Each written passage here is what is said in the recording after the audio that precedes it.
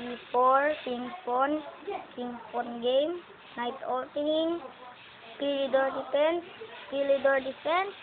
Oy, naku, B2, pilidor defense na naman. Pilidor defense lang tayo. Pinalis ng depensa. Capture. Nakita ang pilidor defense. Ang pinaka-depensa tinanggal ang ugat. Libre. Ito na. Ang tinatawag na magandang endgame. Pwersado sa capture. Tagos. Resign. Tapos ang laban. Tingnan natin kung may na-miss tayo.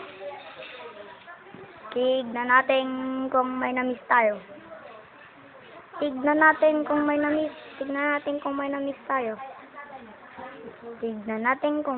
tayo sa E4 tayo.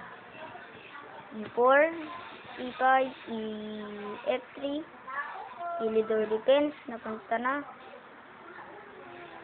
Nagkamali tayo. Ulit tayo.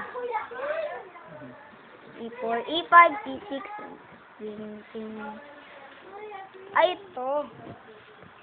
ito na-miss natin, mabubutas. Ito pala knight takes pala dapat. Tingnan natin kung anong ginawa natin. Queen takes. Ito din, may na-miss din tayo dito. Daanan ng ruta. Dito pala may ruta. Ayan, queen. Dito tayo dapat. Tingnan natin. Tanong, bakit di kinapture pawn? Pakay magic. Para di makapag-castling, harang. Pa rin. Pero di yan magagawa. Dito. Pag nag-castling ka, ay magic. Bitin ang pawn. May depensa naman. 4, E5, E2. Ayan.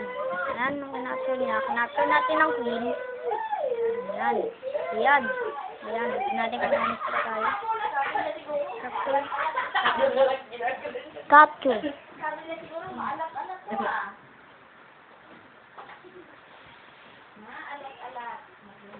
Ayun pala, dapat bago mag-castling, ginawa dapat natin ito. Tapos, patalsikin mo ng knight. Dito pa rin. Totally win advantage to. Pero tingnan natin. Sana tayo. Mali pala to. Ayan, tingnan natin dito sa queen to queen endgame. Dapat yan palang ginawa natin.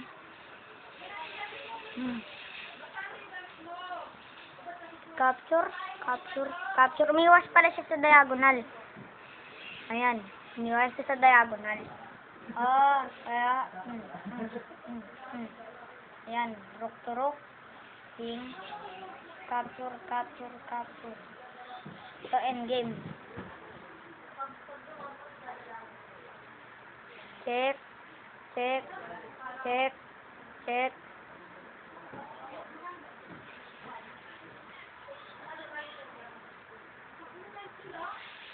Resign. Nag-resign. Tingnan natin, magandang laban to.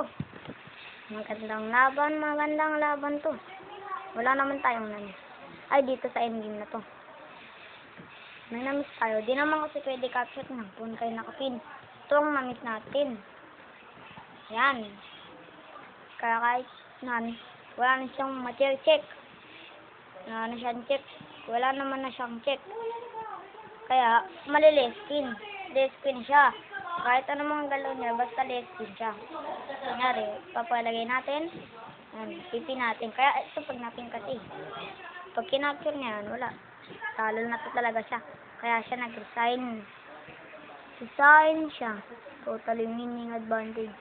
Ayan, dyan siya nag-resign. Sige, yan na lang.